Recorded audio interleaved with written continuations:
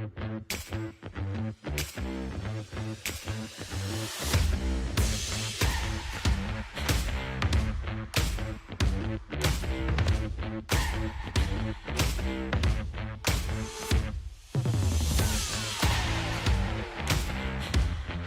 above the Fazek Gibson Sales Pavilion, you're getting a great look at the site of the 2022 Lexington Selected Yearling Sale. We move into the back half of this year's sale as day number 4 is coming up from right here in Lexington. Mark McKelvey and Anthony Mcdonald once again. And Anthony, we were just commenting on the fact that the mood and the atmosphere is starting to shift a little bit here with 2 days to go. Lots of fireworks over the opening days, but now here we are on a day that started off sunny, a little overcast right now, and like you said, we're going to see a lot of different faces in attendance over the next couple of days. You're not going anywhere, but we will see some rotation, I'm sure. Yeah, as we shift into tomorrow, it'll be more of a regional sale. I guess not a regional sale. We'll have some Ohio, Ontario, different jurisdictions. Most of the first 3 days is put together from Pennsylvania, some New York, Kentucky, New Jersey, stuff like that. But it shifts. It's definitely a shift tomorrow. Today, there will be some gaps in the sale. There will be some horses that have flaws, and there will be a lot of other horses. I got a lot of Ontario breds today are sold. I don't really know why that is. Right. You know, when you had those top pedigrees, you did see a couple of day one Ontario breds or one day one Ohio bred. But if they're just the average horses, then what you'll see is they'll shift over to day 4 and day 5. So a lot of what I did see today was almost every single Ontario trainer. Yeah, every time we went to look at a horse, there was 4 people from Ontario there looking at the horse. I saw Anthony Hahn here with his son. You know, Keen's such a cool kid. And, you know, to see him hanging out with, you know, I didn't see Meg here. I don't know if Meg's holding the fort down in Ontario, but Anthony and Keen, to see them walking around. It's always nice to have your family involved. And Amy and I, we have such a great time here at Lexington. It's so cool. And hopefully when my kids are a little bit older, you know, it'll be the same. So I'm sure Anthony and Keen are having a good time, and that's what it's all about. That's what it should be like. That's the thing, and I imagine for some people, they say, look, I'm not going to be able to get much here on night 1 or night 2, so they shift their focus to later in the sale. That being said, I don't think anything's going to slow down. The average price at this year's sale, $95,000, and I was just mentioning to you, Anthony, the fact that going into today, the sale overall, it's just $1 million away from the highest grossing sale ever, and we still got 2 days to go. So I think they might break the record. Yeah, there's a really good chance they're going to get there, probably by the time they sold the 20th horse today. So, I mean, it has been real strong, but yesterday you were very active. Before we go through yesterday's purchases and new acquisitions for thestable.ca, your assessment of how yesterday went. It went very well. I mean, it happened so quickly. You kind of got to take it case by case, horse by horse, so it happens really, really fast. But you know, we stuck to our guns. We did what we set out to do when we came here: find value, find horses. And it's day 1. It's like it literally is a needle in a haystack. But day 2, day 3, you know, I said this to my brothers, and I said it yesterday on air. If you just take your time and just wait, something that suits you will show up if you're ready for it. Right. And we had said yesterday, going before we left, I gave you guys 3 horses I was interested in, and we bought 2 of them. So. Not only did we find affordability, but we found the horses we wanted. And that was very good. I saw that yesterday, obviously, with Militant. And I couldn't remember the muscle mass filly that I was talking about, the muscle mass filly from Preferred Equine, All-Rouge Farms consignment, and that was Hallie in the Clouds. And we paid dearly for her. She's going to go into we're going to switch some of these Ontario horses into the Ontario buckets. It's only fair. Yep. You know, these Ontario people, they just want to have horses in Ontario. I don't blame them. If that's your thing, then that's fine with me. But we did build these Ontario buckets. They're still, I guess if it was a hotel, they're still in construction. So that horse will stay on the first floor for now. But as we get closer throughout the rest of the fall, as we pick horses up from the Ontario Select Sale or privately or in Harrisburg, those buckets will be built out. But Hallie in the Clouds is the first horse fitting into that Ontario bucket now. With the exchange rate, I think she's just shy of 120,000, just south of there, Canadian. But man, just a really, really nice horse, and I was very, very happy with that purchase. I know I talked to Blake McIntosh and Ben Bergeron after about they were interested in the horses and they were looking at the horses, and you know, we had to pay a little bit more for it, but still a little bit below. We were getting there. We're Right. getting there, but still a little bit below what I thought she was worth. Well, you must have just said something that set somebody off, because I can Yeah, feel I your know. phone I vibrating. can see it. And I'm a little surprised we can get you to sit here this long without having to answer some questions. But I'm sure the questions are going to keep firing in, especially once you get I'll call you done. back, John. Yeah. Once you get done the day number 5 and you can take a look at everything as a whole. Let's go back to day number 3 and start recapping some of the purchases. And I think the first one that you did tell us was number 411. But before we got to Militant, 405. 405, you Yeah. were able to acquire Ready for Landing, another tactical landing. So Yeah. you weren't lying to Gary yesterday. No, Gary emailed me after and said if you could just buy a few more tactical landings, that'd be super. So we hooked him up. We got right into it, right out of the gate with 405. A lot of these horses, you know, it always makes me feel good when somebody messages me and says, hey, what was wrong with that horse? Right. That means that obviously they can't believe what we got the horse for. And I had 4 emails from people saying what was wrong with the horse. We looked at the horses. There was nothing, in my estimation, looking at the horse, I was super happy. This is a 3/4, again, the tactical landings, single eligibility. Now, to be fair, this is Tim Klemensik's farm, and you know, Tim seemed happy, but he shouldn't be. I mean, I really believe that he get kneecapped on this horse, and I was happy to do it, but I believe he get kneecapped on him. Tactical landing, first, single jurisdiction horse, and $25,000 for a 3/4 brother to What the Hill is, from where I stand, unacceptable. And you know, Steve and I always talk about this. Okay, let's take that horse out of the pedigree, and what do you have? Well, you still have Majestic Sun in the 2nd dam and Mr. Easy in the 3rd dam. There's pedigree, power, speed, and 2-year-old marks all up and down this page. To get this horse for $25,000, I think was an underpayment. Right. Dams had 5 winners, so you just mentioned it right there. They know how to produce, and they've found success. So that was the first one, 405. Now we'll move on to 411, the one that you touched on yesterday. So that was a target, and you were able to acquire for $23,000. We talked about 6-pack, first crop, and I think yesterday's sale topper was actually a 6-pack. This, Christina Really? M. Yeah, I didn't know I that. think it was. So I'll have to go back and double check, but I'm fairly certain it was. So Christina M. She's had a lot of success as a broodmare. Charmed Life stands out, of course, and I think you had to be pretty happy. Was 23 right in the ballpark of what you thought? Yeah, I was a little worried because we actually did have a filly out of this mare, and she was a touch of a mongrel. She was really, really rude and ignorant, but well bred and was fast. She had her moments where she had speed. She just bit of a loose cannon.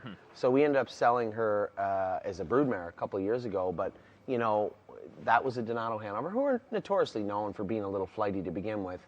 But this colt here just seemed to have it all put together. He's really calm when you're looking at him. Like, he stood like that, like you're looking on that video. Is that live right there, Curtis? He stood like that for minutes. And I can assure you, Nancy M. would have cleaned the entire place out at that point. This horse just seems to be quiet, calm, very reserved. You look at him, you know, I don't know about other trainers, but I like to look at the horse's eye too. And, you know, the horse has a really sharp eye on him. But I like the way he was very composed. And this is, you know, this is obviously a muscle mass tendency in 6-pack. And this is why I think people will grow to love these horses, is that, one, the muscle mass is good, bad, or otherwise. We're all meat and potatoes horses. Some of them were high end, but they all trotted, they all did their work, and they were likable horses. So 6-pack was the sale topper yesterday, a 6-pack I know you know that right away. Yeah, of course. Which one was it? It was Stella Volo. I didn't look got to at go back Stella. and see what hip number that was, but brought 250 yesterday. Oh, wow. So, Well, I mean, if people are gonna, you know, that was what we talked about, is that you drop 2 new sires into this giant pool. You know, there was going to be a splash. There was going to be a wake somewhere. Somebody was going to miss something. Horses were going to fall through the cracks. Other horses would go for an exceedingly high amount of money. You just can't hide that in the sales. And, you know, we're looking for, as I said, that wake. We're looking for that wave, that way in. And 6-pack, I believe, were the ones that we got. I was very happy with. Militant, you know, not to mention, this is a dual eligible horse. We didn't have to seek single jurisdiction on this horse. Dual eligible out of an extremely accomplished family. And himself, again, we can talk about the pedigree pages and the videos and how his eye looked. Next July is all it's going to matter. Next July, August, September, and thereafter. How do these horses perform on the track? Show me an athletic-looking horse, and that's a horse that I'm going to find a reason to buy. All right, let's move on to 458. That's Howley in the Clouds. You talked a little bit about this Ontario-eligible filly by Muscle Mass. First foal from a sister to Barndall, who was a star on the racetrack and made over $800,000. You were obviously very happy, like you said, having a few others comment on the fact that you were able to acquire this filly here yesterday. Yeah, our Ontario clients were obviously paying very close attention. It wasn't minutes after this filly was purchased, and they were asking where's she going, what bucket she going in. Really nice purchase. I love everybody bidding on this horse, whether they're here or from Ontario, like this filly. And as I said, we were getting pretty close to tapping out also, but I thought probably 90, 92 was where we were going to go on this horse, and we ended up getting her for 87. Now everybody looks at Burndoll and looks at all the other horses in this pedigree, but the one that drew me to this pedigree was our horse, Path of Totality. Not a killer, but very, very fast, and was meant to be a nice horse, had a great attitude. We actually kept her, retained her, and she's in full with us to Father Patrick right now. So although Burndoll is obviously the draw for this pedigree, the draw for me was Path of Totality. I held her in very high regard, and I thought she was meant to be a really nice filly that hopefully will be a really nice broodmare. So Hallie in the Clouds, for a number of reasons, I thought just fit in what we were trying to do very, very easily. So we'll move on now to hip number 487, Lonely Lakewood, dual eligible, Pennsylvania and Kentucky. A Father Patrick colt here, and Selfie Queen, of course, stands right out there. So here we have a sibling to Selfie Queen, who mark of 151 is a 2-year-old, 40,000. Explain this one. So this is an interesting thing. The underbidder on this horse was Jimmy Tacker. Okay. Jimmy and Nancy were the underbidders on this horse, and I asked him after, why'd you stop? I said, first off, you bid 37,000. That takes balls. If you're Jimmy Tacker, Right. Nancy Tacker, and it goes 35, and you don't even go to 40, Yeah. you give them the old half mark. I got a lot of respect for that. That's just sharp. And I asked him. I said, why'd you quit? Because I wasn't sure. One of our clients said, that's Jimmy Tacker bidding on the horse after. I said, nah, it's impossible. And I went down. He said, yeah. He said, I like the horse. I like the horse a lot, but I got the feeling that this was going to be a Nancy and Jimmy horse, and that was their money. It wasn't a group of people they put together. Right. It wasn't a stable of some sort. This was for them, and the fact that they had Selfie Queen, and I think, if I'm not mistaken, they had the other one. They have the other one right now too. Serena. Yeah, the 2-year-old. I don't want to be wrong, but I believe they have Serena also. So for them to have the whole family, and then that's the first one was a Muscle Hill, the second was a Walner. For them to come back in again, even for a moment after the Father Patrick, leads me to believe. And I know Jimmy, I like to keep things pretty simple. Our marking system is simple. Yes, maybe, no. That's pretty much it. Right. There's no, A plus, B plus, and Jimmy had a 2+ on it. He said, that's as good as you get. I said, I have no idea what that means, but I'll take it. That's awesome. So he thought the colt looked very, very good. I like the colt. I like everything about him. Now, he is originally, full disclosure, so that's probably where we found a little bit of value. Okay. Dual eligible horse, but originally. Now, we have a horse named Nothing But a Dreamer who's originally raced well this year, but we are going to castrate him. Harry had asked him, said he's getting a little study now. He's going to be a big colt. He is originally. You just don't want to get down that road where maybe that testicle up inside is really starting to bother him. Yeah. So we opted to geld him after this year. So I think we'll make it a 2-for-1. Lonely Lakewood may end up at the University of Guelph getting castrated also. It's not something, listen, Nothing But a Dreamer raced all year with it like that. I think it was just a matter of, better safe than sorry, because you don't want to get in the heart of stake season and then say, geez, we might have to castrate. It's not just a simple castration. Yeah. Now this is a procedure. And it's not that the downtime is a lot, but it is a procedure. So Lonely Lakewood, I think we found our value in the Ridgeling department, which, again, we're always looking for ways we can kind of sneak in that back door. And Ridgeling, single jurisdiction, a number of things we talked about, but this is also one of them. And I don't understand it, because it's like a $2,000 procedure, and if you're saying there's no way that it cost $2,000, it's not like we would have had to pay for 42 had we not. Sometimes people just look at it and say, not for me. Right. It's for us for sure. Well, how many of the people out there, though, are thinking, I want stallions? Like, would Jimmy be thinking that? Is that what you think's maybe holding him back a bit? Listen, Jimmy and Nancy are looking for the top of the top, Yeah. right? But he's a horseman too, and so is she. All horsemen want to have good horses, Yep. and when you see a quality animal, and you want that horse, I mean, that's everybody's different. I see a lot of quality and a lot of interest in a lot of the horses we look at, but for me, it's all about the price, and I suspect maybe even the Tacker family, it's a little bit about the price. 2 different wallets, 2 different bank accounts, but at the end of the day, I believe maybe it's for him too. And you know, you and I, you had talked to Chris Ryder yesterday, and I listened intently. A lot of the same stuff he talked about, although you know, it's very similar. Pay attention, watch what's going on, look at the individual, and react. And I think that's what you need to do. All right, we'll move on now to hip number 502, Victory Blue Chip, another dual eligible, Pennsylvania, Kentucky, international money. We know that you've liked what you've seen from the international monies to this point. 25,000, and right away that second dam, Queen Serene. I remember her racing down here in Lexington, and she was a world champion. So here is the first foal from one of her foals, that being Queen Dumb. And what did you think of this one right here? Because here's a colt that's got some good pedigree, I'd say. You know, it's another thing. Amy and I love coming down here and looking at all the horses, and she plays a very active role too. And she was the one that said this was the international money we should look at. You know, the pedigree page jumps off right away. Second, third dam, lots of money. And lots of what I like to look at too, lots of 2-year-old speed. So when we're looking at Victory Blue Chip, here's a horse by a stud we already love. We had four stake winners out of 4 international monies last year. You know, the reason you don't hear everybody just raving about them is because all the big breeders did not breed to international money. Now, Lindy probably protected them, bred some mares to them, and other people did. We bred a mare to them. But the truth of the matter is, just a very, very solid stallion. And you can't have 4 when your group is 4 and all 4 are stake winners. Says something about the stallion. So. I wish we had got more, but we only got 1, and I don't know if there's that many left in the catalog. I know there's 25 or 27 at Harrisburg, but for right here, I would have felt a little bad if we had not left with 1. And this is one Amy picked. And again, when you're talking about value, I had this horse priced somewhere between 35 and 40, and we ended up picking him up for 25. So, and again, it's not like Anthony knows. Take it for what it's worth. You know, my personal feeling was this horse was a $35,000 to $40,000 purchase. We bought them for 35, and it was a very, very easy purchase. And then for those of you watching, wondering, maybe he's just saying that they're marked down. I see it on the iPad, right? And I can take a look, and like you said, you got to have an idea going in there. You're not going to go in blind. It's what you're comfortable with. A bit of an approach. I am curious on your thoughts, not really with Victory Blue Chip, but I noticed at the dam she made it to the races at 2. Nothing other than that. There's a lot of factors that could be played in there. But is that anything that you look at when the dam sometimes, in this case, made it? Sometimes they were unraced.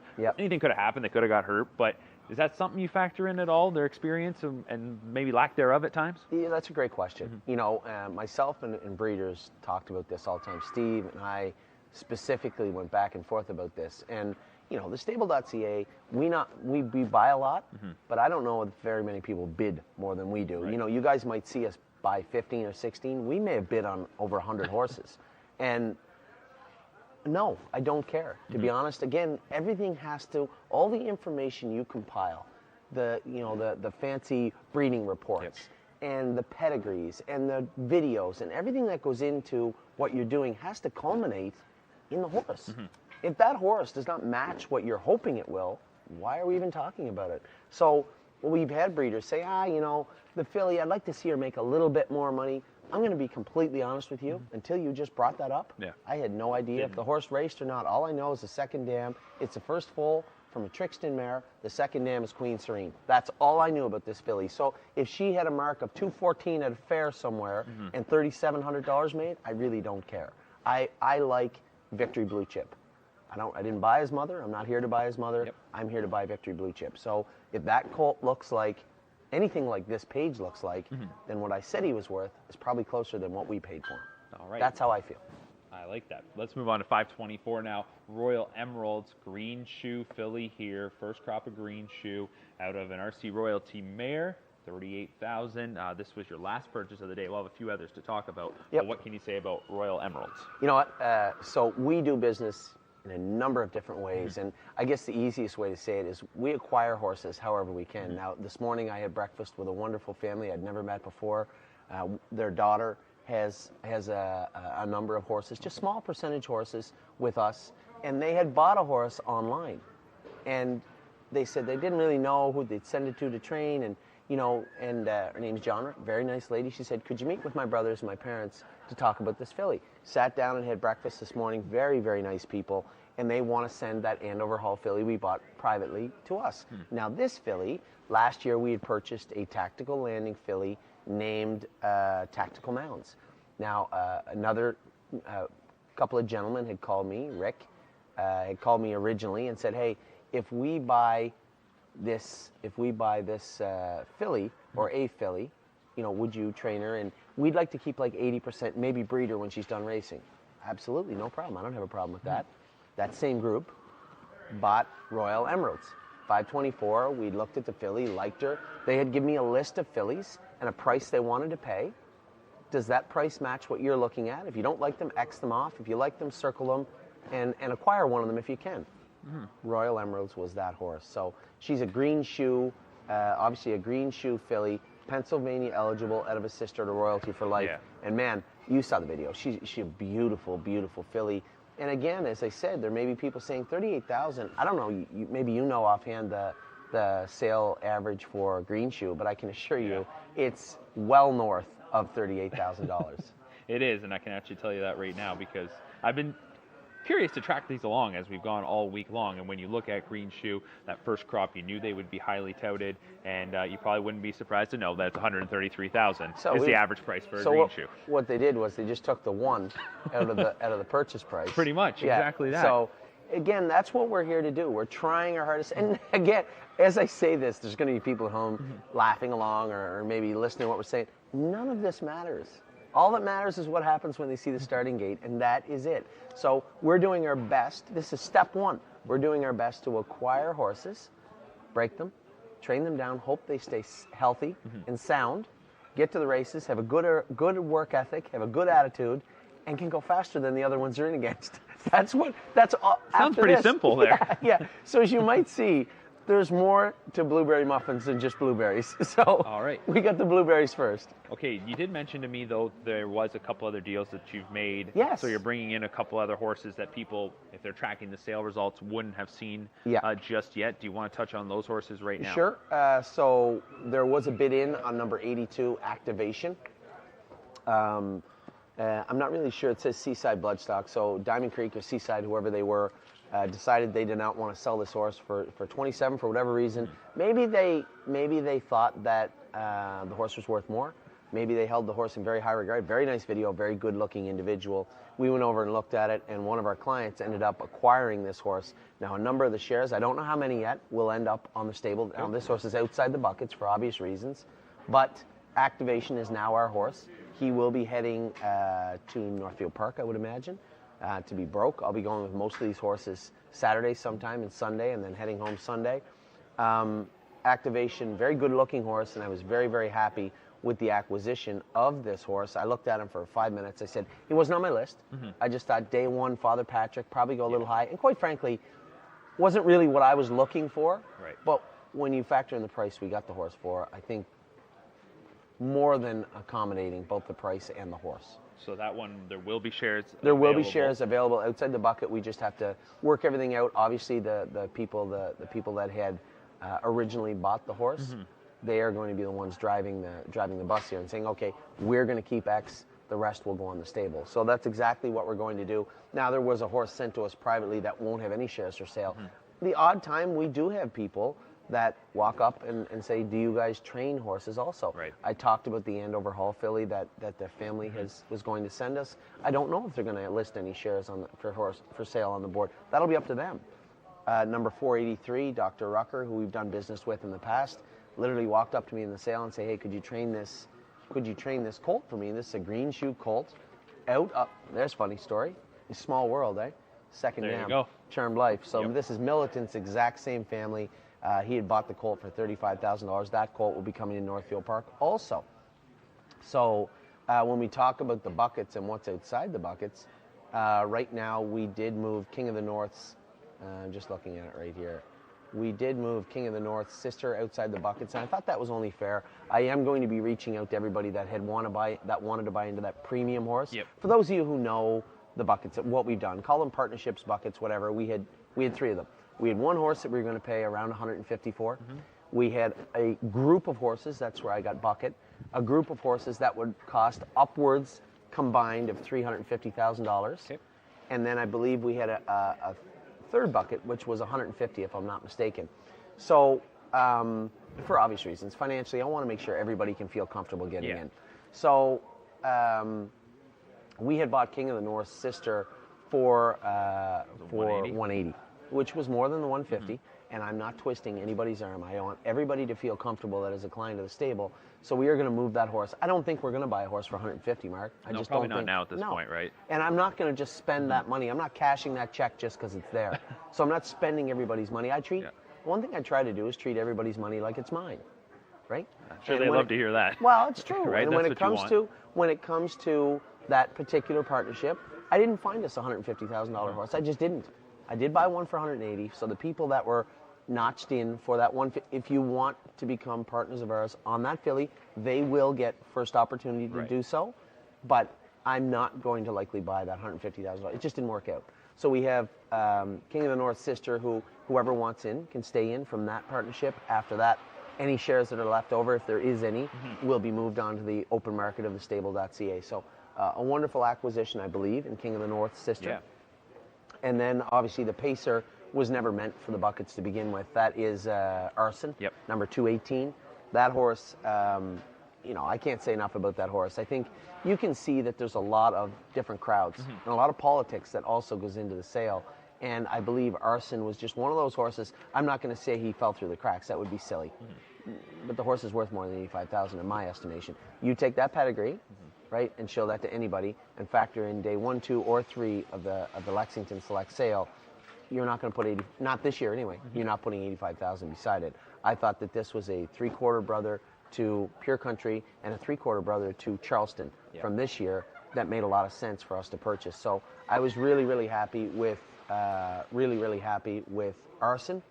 And then obviously the Ontario bred, we're going to keep that filly and put her. She's going in a bucket. It's just not a Lexington one. She's going in the Ontario.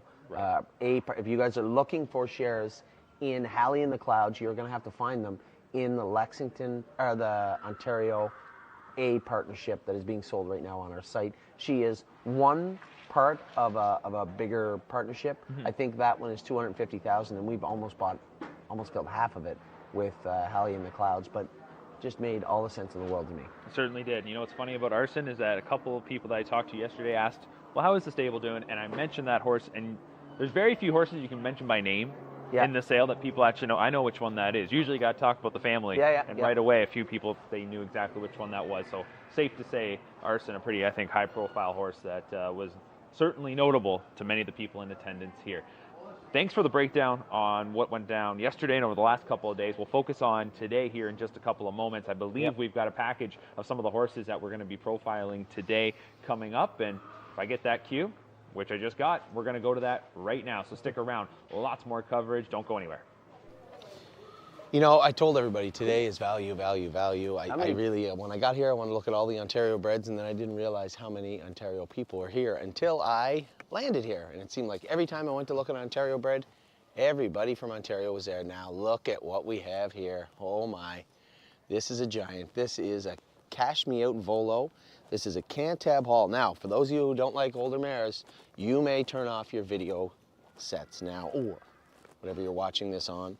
This is the 13th foal. 13th foal Cantab Hall. Now, it's funny because 13th foal, I believe, was Bulldog, was Mary Marauder. I think Mary Marauder might have been 14. I don't know. And Courtly Choice also. So I don't buy into that. Show me a good horse, and that's a horse I'm looking at. This is one good-looking horse. This is a Cantab Hall, born on April 20th, my wife's birthday, born on Amy's birthday. Cantab Hall out of a Tagliabue mare. Now, if you look, what I found interesting about this horse to begin with, one, very nice video, is toed out a hair on both up front, but when you look at the video, there's not going to be any issues there. There's lots of speed in the top dam. Banker Volo, $500,000 made. Now he won 43 races, so meat and potatoes, nice type of horse. Newport Volo, Overdraft Volo, all these horses made $300,000-$400,000. But what I found most interesting is down in the second dam. Personal Style, that's Baumhugger's family down here in the second dam, and that is a good family. This horse is kind of nestled away on day number 4, but this is a good looking horse. Number 621, Cash Me Out Volo. Selling today, day number 4. Man, this is a good looking horse here at Kentuckiana. Okay, thank you. The other one? Look at its eye, you tell me. More of a twinkle or less of a twinkle? What do you think? Less? Less of a twinkle. Okay. Yankee Gamble. It's spelt wrong. Grace AM, Blur, Bluto in the second dam. Okay. All right, I see. Yeah, it's towed out a little bit. Look at its video. So Lenny, what we got to do here is look at this horse. You see how her toes are out a bit like the last one? What we want to do is look at the video of her running in the field. So as we're videoing this horse, we're going to fast forward right to this part of the video. Now when you got to see her, you're going to see her run away from the camera. Watch, she's going to trot away from the camera. See, now we're watching to see where her feet go. Want to make sure they don't come too close to her knees. Not too bad. Here's a better view. She's narrow. She's narrow up front, but she might miss. She's got a big, long gait to her. I like this filly. See, what happens, Lenny, is if we put some weights on her feet, sometimes her feet will come up over her knees and she won't hit them, right? Do you ever see the horses race and they got the covers on their knees? They get the knee boots. This horse might need the knee boots, but we don't know for sure. But she is a pretty filly. We like this filly. She's out of this is a first foal from a Cantab Hall mare. Out of the second dam is world champion Blur. Blur had Bluto. Bluto is a daddy in Indiana. So this filly here, she's not big and she is a little toed out, but you know what? We might put her on the truck. What do you think? Should we take that horse home with us? Mm-hmm. Okay. That's a bar hopping filly. Oh, she stays in Pennsylvania. This is a bar hopping filly selling here on day 4, number 660. Her name is Yankee Gamble. May 16th foal too, so she's not that old. She's a lot younger than the other horses, right? Yeah. Yeah. So number 660, Yankee Gamble. Bar hopping filly, a little toed out, might find her knees with her opposing feet, but she may not also. Nice gait, nice filly, decent breeding. I'd say we're gonna keep an eye on this one. What do you think? We're gonna have to watch her close, make sure she doesn't get away. What do you think? You think? All right. That's number 660, Yankee Gamble, selling here on day number 4. Say bye, everybody. Bye. So this is number 699. We're trolling around here today looking for bargains, looking for value plus, I would imagine. As they say it, it's going to be tough to find it in Ontario today. I saw a number, well, there's some more Ontario trainers right up there. Susie Kerwood, Renee Dion were here, Anthony Hahn, Blake McIntosh, Tim Clementic. All these people were here looking at Ontario breds, so I find it really hard to believe that we're going to find value in Ontario breds today, but doesn't mean we can't find value. This right here is Stella's and Stogies. Oh, sweet name. This is a 6-pack, only New Jersey, so single jurisdiction colt. You know, I guess somebody has to be on day 4, but this is a good looking colt. He has good pedigree behind him, so let's get into that first. He is out of a first foal from a Yankee Glide mare. That mare is a sister to Il Villaggio. Il Villaggio is a Yankee Glide himself, so a full sister. Made $766,000. Cool gaits, 270. A racehorse family with a real good horse on the top end. Then you go down to the third dam, and there's Captain Brady. Now, Captain Brady might have only made $247,000. I'm not mistaken, he was in the Hamiltonian, a really, really nice horse in his own right. Extreme Image, I knew this family. I had Extreme Image in 2000, no wait. No, the horse I had was not a Balanced Image. I had somebody out of this family. Anyway, top to bottom, this is a really, really good family, full of race horses, black type, speed, money, 2-year-old marks, everything we want to see. Only difference is this is day 4. Number 699, Stella's and Stogies. I was not here to buy another New Jersey bred, but I will not hesitate to buy this horse if he happens to, as they say, and as we say, fall through the cracks. Number 699, Stella's and Stogies. Can you walk him down for me, dear? Really, really nice looking horse. He looks, he's just about to kill someone too. That's a nice horse for day 4. Oh, they never do. It's always just front shoes, because when they video them, the weight, they trot nicer. And the pacers, I don't know why, but they'll trot nicer, and they don't want to have their front feet all broken up for it. Back feet, not really the big deal. Most of them, you'll very rarely see a yearling show up with 4 shoes on. Plus, when they're out with other horses, you don't want them kicking the other horses, right? Yeah, you can jog them, yeah, a couple weeks. So this is Lenny and I. We're looking at Crystal Lady. She's coming out right now, number 768, an Ontario eligible muscle mass filly out of Winnie the Who. Now that might sound familiar because Winnie the Who is a sister to Doodle All Day, and Doodle All Day is the mother of Sister Solange. So we know this family very well. Let's go look at this one then. Does she got the twinkle in her eye, do you think? She's a nice filly. She's a nice filly. She's definitely got a muscle mass head. So her daddy, Muscle Mass, a lot of his babies look the exact same head on as this horse. Same little speckles on their feet. See the white on its forehead? See the white dot on its forehead? That horse has the same features as a lot of muscle masses. Now, you see that horse, that leg right there? See its foot? See its foot? See how its foot's turned out a little bit? That's not a big deal. We looked at her video and she's not going to hit her knees though, is she? She would never do that to us. This is number 768, Crystal Lady, March 2nd foal by Muscle Mass at a Winnie the Who, who is by Emil Angus. I got you, it's all right. By Emil Angus, and Emil Angus, or Winnie the Who is a sister to Doodle All Day. Doodle All Day is the mother of Sister Solange. This horse looks nothing like Sister Solange, but she does look like a lot of muscle masses. Not a giant filly, but that's okay. She's very well put together. Can you walk her down for me, sir? So again, we're looking at number 768, Crystal Lady. She's got a big gray, see the big gray patch on her belly? Wow, that's rare. Goodness. It's a milk dud cough. So you see her walking? Oh, look at her take off. See her take off? See her toes? Yeah, she's okay. We like this one, number 768, Crystal Lady, from Olive Branch Farm in Wingate, North Carolina, consigned by Preferred Equine. Selling here, day 4 in Lexington. So this is number 770. All you have to do is dream. It's a good name. The problem with this horse is that there is 8 other Ontario operations standing around us right now looking at the same horse. Ontario has descended to Lexington, Kentucky, so there's a very slim chance we'll be buying this horse. But I thought I'd bring him to you. He's a good-looking horse. This is a muscle mass first foal from a Yankee Glide mare. Hit it out of the Park Sister, Boots and Chains. Lots of nice horses in this pedigree. Typical pedigree you're going to see from muscle mass. They just make such nice horses.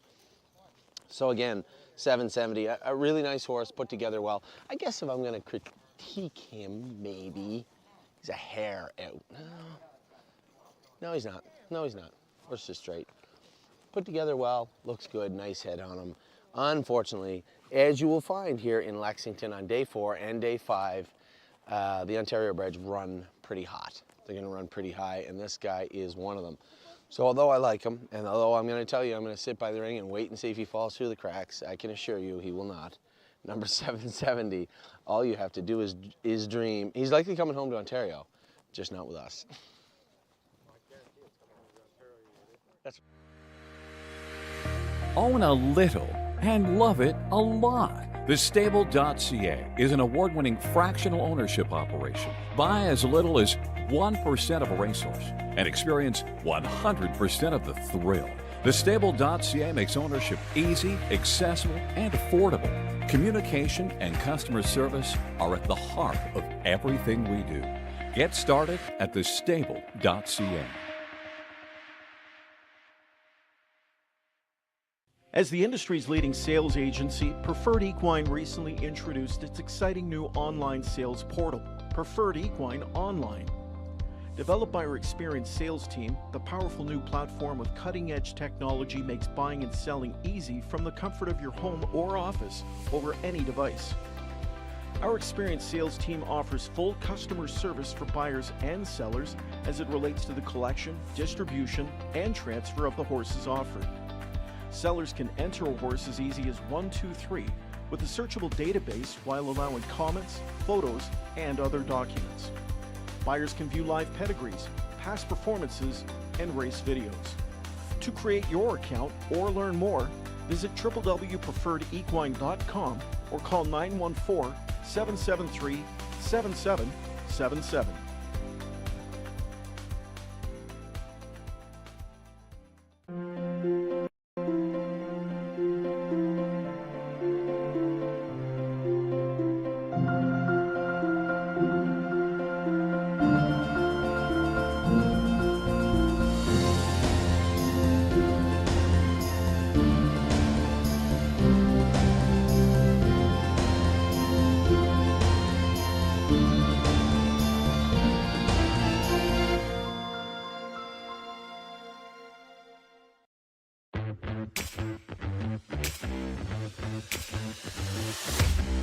There's a lot of owners that are part of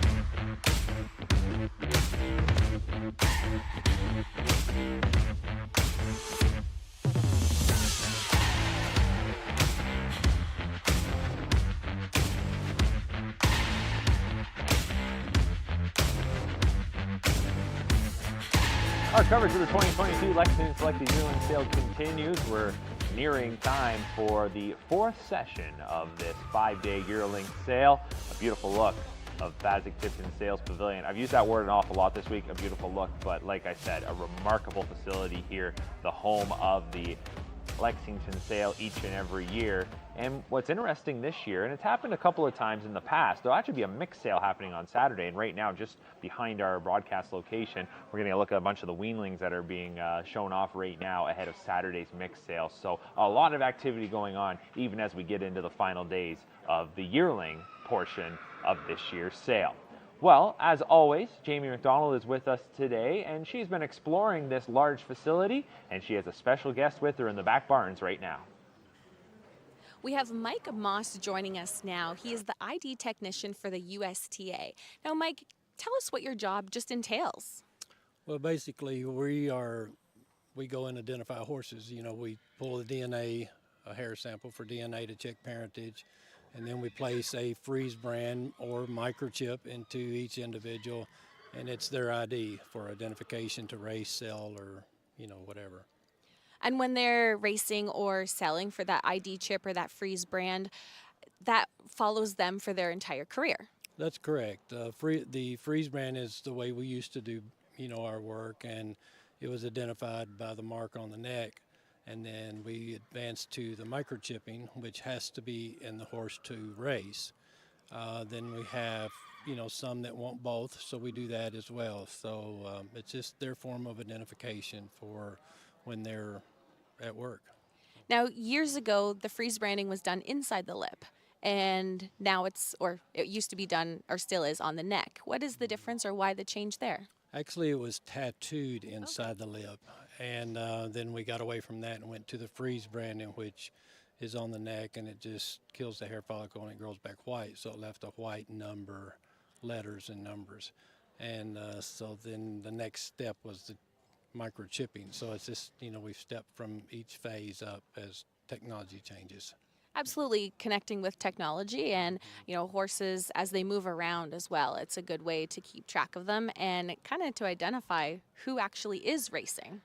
It is, and, you know, none of us like change, so it's difficult sometimes, but the microchipping allows for other things, such as we check temperatures with it, and then we have apps that we can look at, you know, records of the horses, and it's going to be advanced as we continue forward. So, you know, us older people, it's hard for us to change sometime, but we change with the game, you know.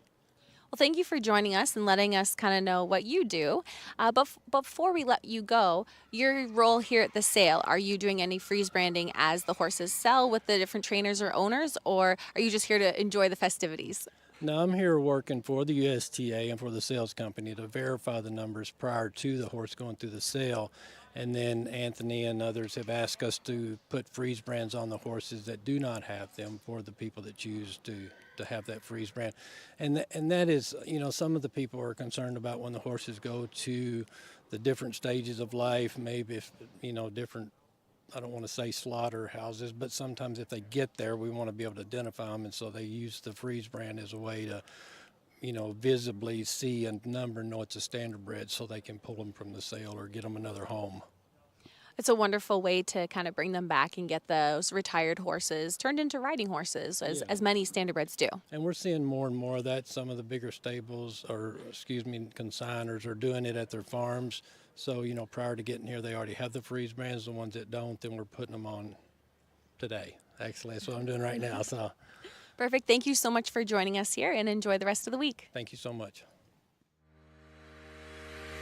Own a little and love it a lot. Thestable.ca is an award-winning fractional ownership operation. Buy as little as 1% of a racehorse and experience 100% of the thrill. Thestable.ca makes ownership easy, accessible, and affordable. Communication and customer service are at the heart of everything we do. Get started at thestable.ca. As the industry's leading sales agency, Preferred Equine recently introduced its exciting new online sales portal, Preferred Equine Online. Developed by our experienced sales team, the powerful new platform with cutting-edge technology makes buying and selling easy from the comfort of your home or office over any device. Our experienced sales team offers full customer service for buyers and sellers as it relates to the collection, distribution, and transfer of the horses offered. Sellers can enter a horse as easy as 1, 2, 3 with a searchable database while allowing comments, photos, and other documents. Buyers can view live pedigrees, past performances, and race videos. To create your account or learn more, visit www.preferredequine.com or call 914-773-7777.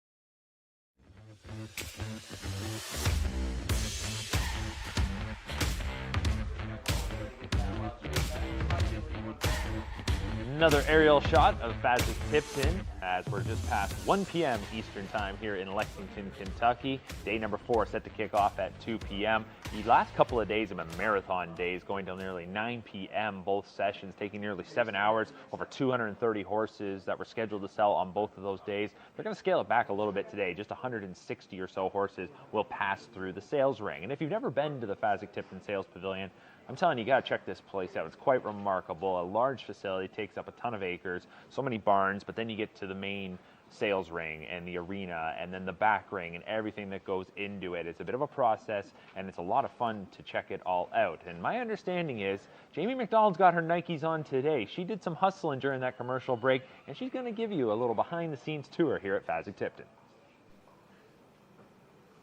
Welcome to the outside walking You got ring. your Nikes on? This is where the horses leave their barns to come before the sale. They'll come out here. There's about 4 or 5 walking around during the sale at all times, just so people can look at them. There's tons of people around here when the sale is going on. See how they interact with all the people and all the horses as they're going through, and that last kind of looks of them. So this is the outside portion of the walking ring. And then we move on to the inside portion. This is the back sales ring. There's around 4 horses at a time in here before they get auctioned off at the inside the sales pavilion. So in the middle here, there are auctioneer spotters. They're able to take bids from trainers, owners, anyone back here that may be interested in a horse on the sales floor, whereas this is the back floor where people can sit around the outside and see the horses those last seconds before they actually get auctioned off to see if they're really interested. Once they're on deck, they go down this chute here as we're walking to get shined up, brushed up, and look their very best for the auction process. I've seen a few interested clients come down and follow the horse down this chute as they're getting brushed off and touched up for the sale and the final process, just to touch their legs and see what's happening with them if they really want to put that auction in or that bid in for the horse. Next up is the sales ring. Welcome inside the sales pavilion now.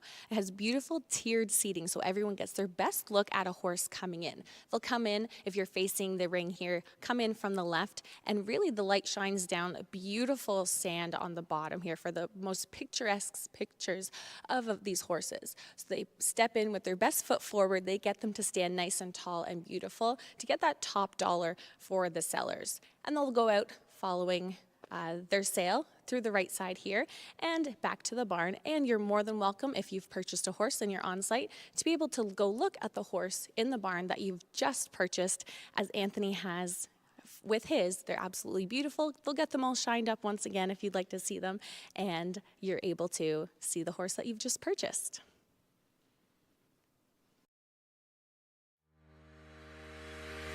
Own a little and love it a lot. Thestable.ca is an award-winning fractional ownership operation. Buy as little as 1% of a racehorse and experience 100% of the thrill. Thestable.ca makes ownership easy, accessible, and affordable. Communication and customer service are at the heart of everything we do.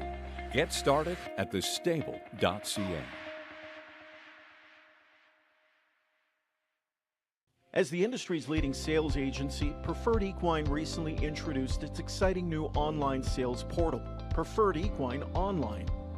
Developed by our experienced sales team, the powerful new platform with cutting-edge technology makes buying and selling easy from the comfort of your home or office over any device.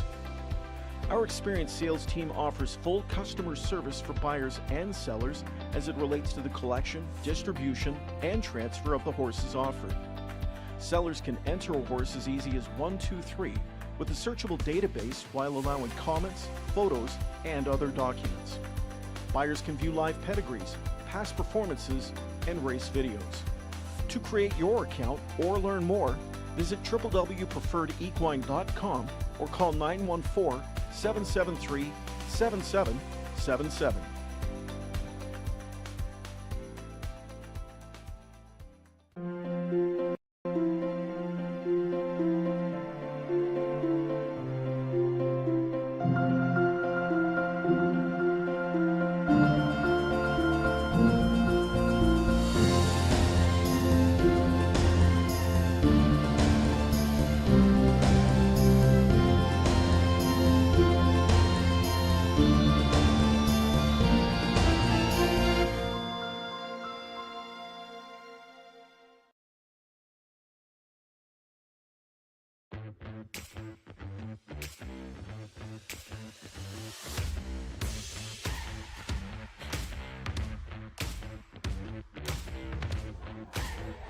All right, we get back to our coverage of the 2022 Lexington Selected Yearling Sale. It's been a lot of fun doing these pregame shows and just being a part of all the activity that goes on here at Fasig-Tipton, and what is a busy week, a busy several days.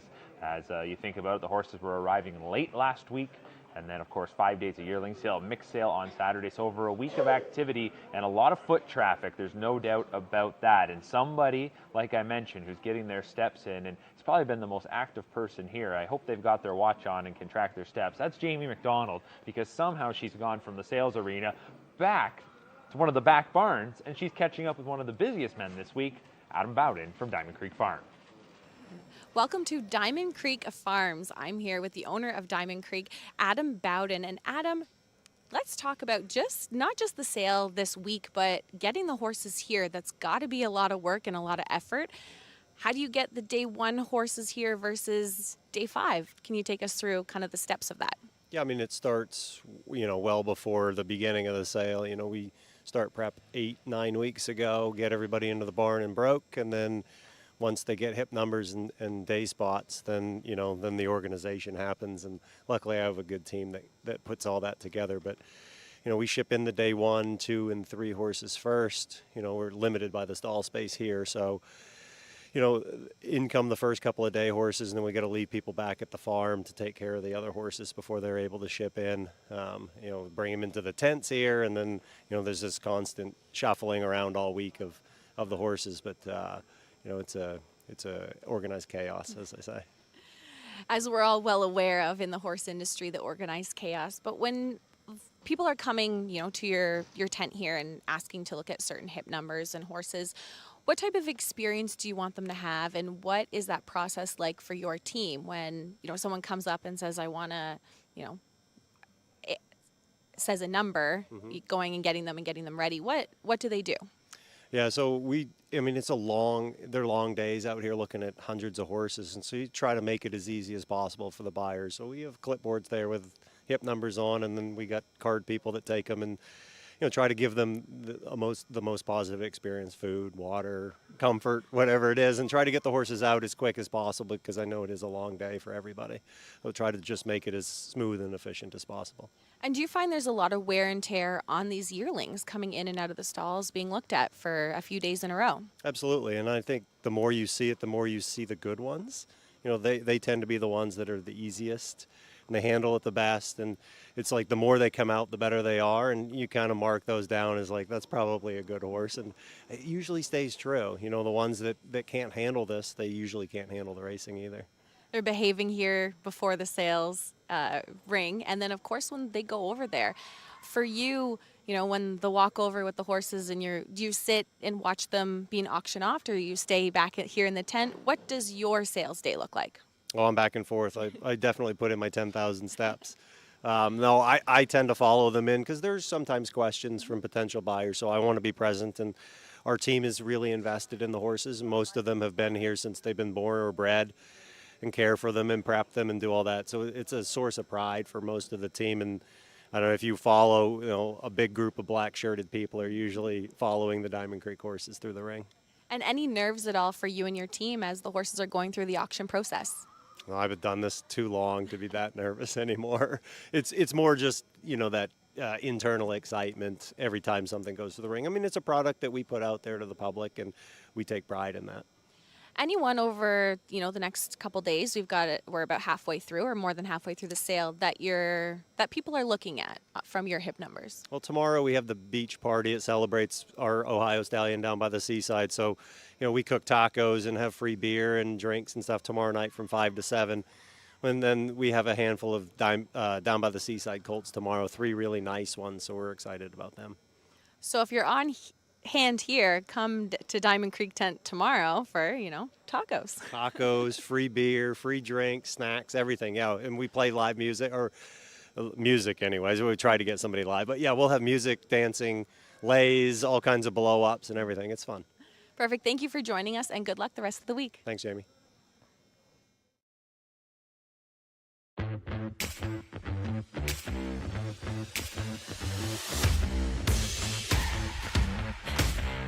All right, we're coming back here to the Fazit Tipton Sales Pavilion as day number 4 of Lexington Selected Yearling Sale is coming up 2 p.m. Wednesday session will get underway. Don't forget that day number 5 will be an evening session at 7 p.m. Back on the desk, Mark McKelvey. Special guest joining me right now. It is Tim Tetrick. And Tim, good to see you again and good to catch up. Normally we're catching up in the winter circle at Woodbine Mohawk Park. This is a little more casual, and we were just talking about the fact that nothing really beats the Grand Circuit time of the year here in Lexington, especially the sales. You took a little time to go home between the 2 weeks, but you're back here today, and I imagine you just like getting out here on a day like today. It's probably pretty relaxing for you, is it? It is. Anybody that's been to Lexington knows how beautiful it is, especially in this kind of weather. And it's great to get down here. It's horse country, and it's kind of a mini vacation that we get to take. So it's really nice. So you're from the Midwest. Tell me, when was the first time you would have come to Lexington, Kentucky, into the Red Mile? Oh, geez. That was probably when my mom was still carrying me. We used to race down here in the fall. They had a fall meet and a spring meet, and my dad always had horses that raced down here. So we used to come down a lot, and in between school and stuff. But I remember being when I was a kid, with 5, 6 years old in the backstretch hanging out. We always talk about, come Grand Circuit time in Lexington, the opportunity for world records and great performances. For you as a driver, I mean, you're driving in big races all year long, but do you get a little extra, pep in your step when you come down here for the Grand Circuit? Lexington is one of my most favorite places to race at. It's the track's awesome, not when it's raining, but right. The horses they thrive off this racetrack, and it's good to see. And you can still win from anywhere on the track, so it's kind of a old style racing that you can go back and still be third over and win races. And for me, I enjoy that, and getting to see the young horses go fast easily is pretty awesome to see. Now I know you've been involved with horses not just as a driver but as an owner, and you're mentioning to me as well that you got a few homebreds. How much of this side of the game, the sales side, do you pay attention to at this time of the year? I know you're really focused on the 2- and 3-year-olds and 8 horses you're driving, especially as we get towards like an event like the Breeders' Crown. But how close attention are you paying some of the results and some of the trends that are going on at the sale? Oh, I look at it a lot. I'm a big studier. Usually I buy 2 or 3 every year. I've bought 10 here at one time at one sale. So, I'm always a player, not at a high level, but I did buy one here last year for $55,000 or something. So I've bought a few horses here, but I enjoy it. I love seeing the breeding and seeing what could be coming for next year. And I love watching the guys really support our business. And how about the fact when you see that transition from horses that you drove on the track that were champions and now they're standing stud and having a lot of success as stallions? I mean, Captain Treacherous comes to mind. He's been the leader this week. His horses have the highest average.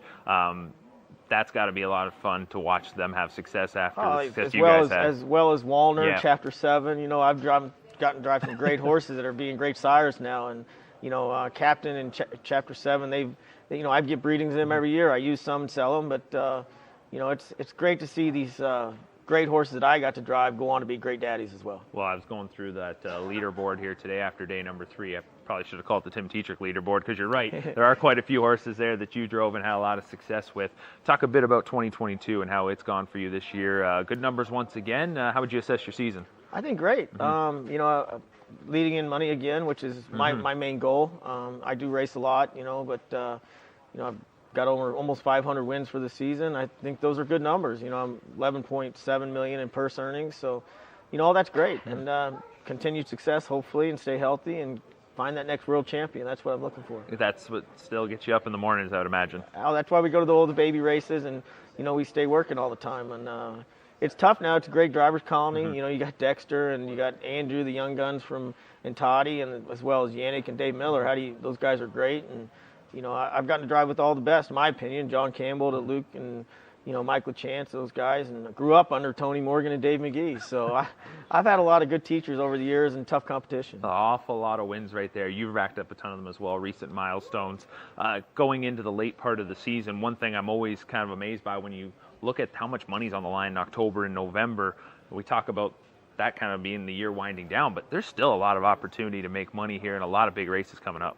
Oh, all the way till almost December 1st, there's stake races. And even in first part of December, there's the Delaware Breds that they have all their finals for $100,000. And, if a guy wants to work, there's a lot of money to be had out there. You just got to put your driving helmet on, your work gloves, and go to work. Well, you bring up a good point there talking about the work you got to put in. And I know not many people racked up the miles that you have over the years.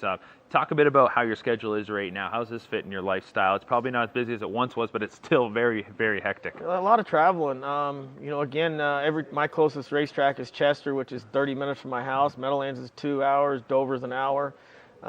As you well know, we fly to Canada, 6 weekends in a row. They're racing for the Grand Circuit, as well as, Sunday, Monday, Tuesday down here to Lexington for the Sire Stakes. I think it was 6 or 8 weeks in a row. That's a lot of time away from family, and it's, thank God my wife's very understanding. So, it's good. My daughter knows I get FaceTime a lot, and, it's a tough business, but I wouldn't replace it. Well, and before we came on camera, we were talking about what your plans were for the winter, and you talked about the opportunity to drive at Dover. What's the distance there from home to Dover, and how great is that you mentioned you can stay steadily there all winter and be able to be at home? Yeah, it's a great place. It's 55 minutes from my house. They start at 4:30. I'm back home to watch the evening news at 10. So it's for me, it's a great little spot. I get the weekends off to have time with my daughter. It makes up for my busy schedule during the summer. And we take little mini trips. My daughter's got to go to school, so we don't really take too big of vacations. And I'd love to go south for the winter, but that's just not in our lifestyle right now. So we have a lot of horses at home, and my wife does barrel horses and trains riding horses. So, it's a busy, we got 12.5 acres there in South Jersey, so it's a full-time job to keep up with everything. Well, my last question for you is, as we head towards this weekend's Grand Circuit action at the Red Mile, is there one horse, one race that you're really looking forward to the most? Yeah, watching Bulldog. Okay, well, there you go. See, you're a fan just like all of us. How do you not, man? What he's doing on the racetrack's just amazing. It's a privilege for me to watch, I was really impressed with him during the Meadowlands meet, but what he did at Hoosier Park that night and made the top pacers that we have in our game look like 10 claimers.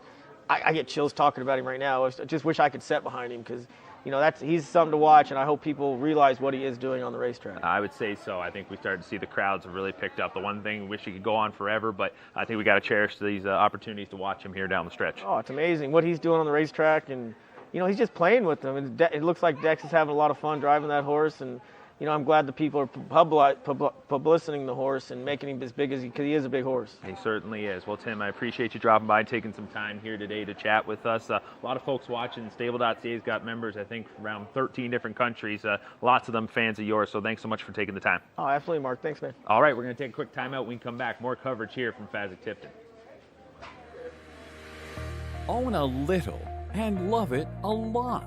Thestable.ca is an award-winning fractional ownership operation. Buy as little as 1% of a racehorse and experience 100% of the thrill. Thestable.ca makes ownership easy, accessible, and affordable. Communication and customer service are at the heart of everything we do. Get started at thestable.ca. As the industry's leading sales agency, Preferred Equine recently introduced its exciting new online sales portal, Preferred Equine Online. Developed by our experienced sales team, the powerful new platform with cutting-edge technology makes buying and selling easy from the comfort of your home or office over any device.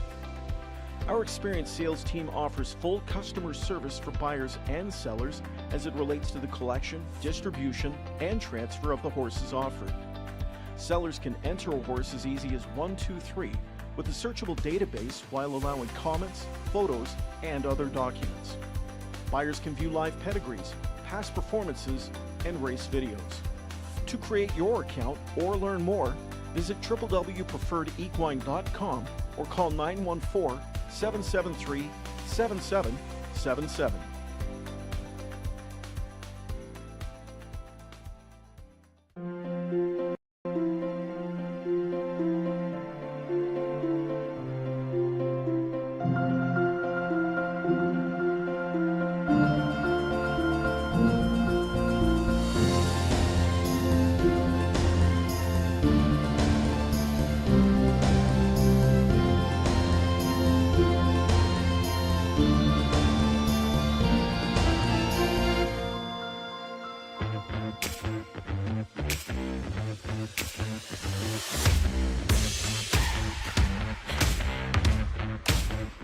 Our coverage ahead of day number 4 of the Lexington Selected Yearling Sales continues. Welcome back to Fasig-Tipton. We're just over half an hour away from the start of today's 4th session. 5 days in total for this year's yearling sale. Back on the desk, Mark McKelvey with another special guest. Trainer Rob Fellows is joining me, and you guys have been active here. We'll get to that in just a second, but I was just talking to Timmy about his first experience coming down to Lexington. So I got to ask you, do you remember your first trip to Lexington, and what does this place mean to harness racing? Yeah, my first trip to Lexington, I brought a mare down for Ted Wilson, an overtrick mare called Wendy's Best, to breed to Brett Hanover. It was a while ago. And hoping for a brood mare, like a future brood mare, and of course it had a colt. Brett Terrio was his name. But yeah, that was Ted giving me the truck and trailer, and away we brought down here. And I went into Castleton Farms with and that was my first, and it was just love at first sight. It was just, I would have been probably around 19, so like 40 plus years ago.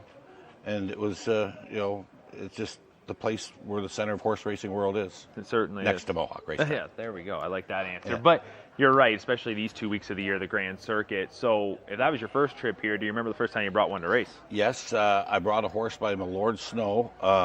He was an Abercrombie colt, and he win. Don Irvine Jr. drove him for me. He won in 55, which he was the first crop of Abercrombie, so that would have been around early 80s sometime. Yeah, but he was a special horse. He was a nice horse. Yeah. We were talking with one of your owners yesterday in Blair Corbeil, and we talked about when Warwee Vital got that win in the Tattersalls a couple of years ago. What did that moment mean to you? Yeah, well, you know what? It's kind of, so he was on a good roll at Mohawk, and then we went to the Jug, and he got parked and finished like back. So when we came here, we didn't know what to expect. Is he going to bounce back, or what is he going to do? And they were going fast that day. Cattle Wash went in 46-4, and he went in 47-1. And Timmy drove him. So I'd never done it before, but just I pulled his shoes and raced him barefoot in front, and he raced good. He's been a nice horse for us. I mean, this track here, pretty forgiving. Horses probably love coming to race here when they finally step on it. Yeah, and you respect the people that come every year. I was talking to Ron Burke one time, and he says the longer the horses stay here and train, the sounder they get. You know, they just, like, if you can stay here longer, your horses will appreciate it more, and he's so correct. Like, it's just a nice, forgiving racetrack. Yeah, it's an incredible place, and like I've said all week to the people that have been watching and tuning in, if they've never come down, it's not just the sale, the racing. I think you just have to take in the entire experience. Speaking of experiences, I know that things were a little unusual there a few years ago when we were dealing with COVID-19, so take me through kind of what that stretch was like with Warweave Vital. I mean, he's such a great horse, but you guys went on the road with him for a little while there. It's probably not how you would have drawn it up, but it's probably going to be memories you're going to remember forever. Yeah, well, we lived in a hotel room. It was my wife and I we left home September 17th, and we stayed there. We didn't come back till after Timonium that year. So it's too long to be away from home. Yeah. But I mean, you know, we went to the Jug, and then we came here, and then we went up to Hoosier, and then down to Jersey, and you know, we only had the one horse. It was a little bit boring, to be honest, but we drove through the countryside, and you know, we'd look at farms and look at different things, and it's enjoyable down here, as long as the weather's good. Yeah, you're right about that. We've had pretty great weather the last few days. Before we talk about those two purchases, I did mention what's the latest with Warweave Vital, and again, what's your assessment of his season here? You know what? I mean, he's had some injury problems in his life, so we try to limit his starts. He likes to be drove in an aggressive way, which horses can't last being drove that way. So we drew outside in the Canadian Pace and Derby. That was no luck. So he'll have this week off, and then I'll race him probably next week at home if there's a race, and then we'll try the Breeders' Crown eliminations and take it from there. Not intimidated by going up against Bulldog, I guess? You got to take your shots. This is where right? Not at home. I didn't ship him here. Right. I didn't want to ship 9 hours to race against him here, but my farm was literally like 11 minutes away from Mohawk, so I'll go that far to race against him. Yeah, very handy, and obviously nice to have the Breeders' Crown in your backyard this year. Yeah, it should be there all the time, but... Hey. Again, I agree. All right, let's move on to those two purchases that we did talk about, and we had Blair on yesterday. He mentioned about getting a Better's Delight, and you did it in hip number 192. That was from day number 2, Jack Tar Moxie. Quite a bit of a proven track record here from this mare. How would you assess this purchase? He was affordable. I mean, we're dealing with a different type of dollar. Mm-hmm. We earn it in Canada, so that's kind of a fair price for the market nowadays. I mean, he was put together pretty good. He videoed good. We inspected him a couple times and we liked him, so we took a shot. You know, it just kind of, that's what we do with every yearling. You know, like we talk about the good ones, but there's an awful lot of, you know, kicks at the can to get the good ones, you know, and we all like the same pedigrees. We all like the same individuals, but the costs, you know, when we all shop from different purses. Mm-hmm. And then we moved to yesterday, hip number 559 of Better's Delight filly. And this one here, right away, Eufeezy Hanover's the dam. She stands out because she had plenty of success, made nearly $750,000. But again, it's another Better's Delight. Did you come here solely looking to get Ontario sired horses? I came here looking for trotters, and those are two are pacers. I wanted a Captain Colt and a Captain Filly. I didn't get one of those. But the Better's Delight fillies show up every year. The Better's Delight Colts have been a little stagnant the last few years as far as the top one. Mm-hmm. Since Nancy's good one, yeah, I mean they make racehorses in Canada. Like if you look up home, like they're in every class. So, you know, you want to buy them for the sire stakes, but what's their end value after they're done racing in the in the colt races? Yeah, and one thing that stands out here, I noticed, is a dual eligible Ontario and Kentucky. I would imagine your game plan A, B, and C is to stay in Ontario. Yeah. But what do you think of this now, having these opportunities? And is it changing the game a bit, especially here at this yearling sale? Because with the money in Kentucky, all I keep hearing people say is, dual eligible. So it seems to be on the radar. Of course it's on the radar. And if I was an American, I would come here instead of Ontario because it's American money. And so maybe that'll make some of our Ontario sire stake races maybe short fields in that, which will be because they'll be coming here. Mm-hmm. Now, because they do conflict. Ours is a long season, and theirs is very short. It's they come down here, they race for a few weeks, it's over. Mm-hmm. Where we start like as soon as the baby races start, and our finals aren't even happened yet. So, it would be hard to squeeze in 4 to 5 weeks to come here.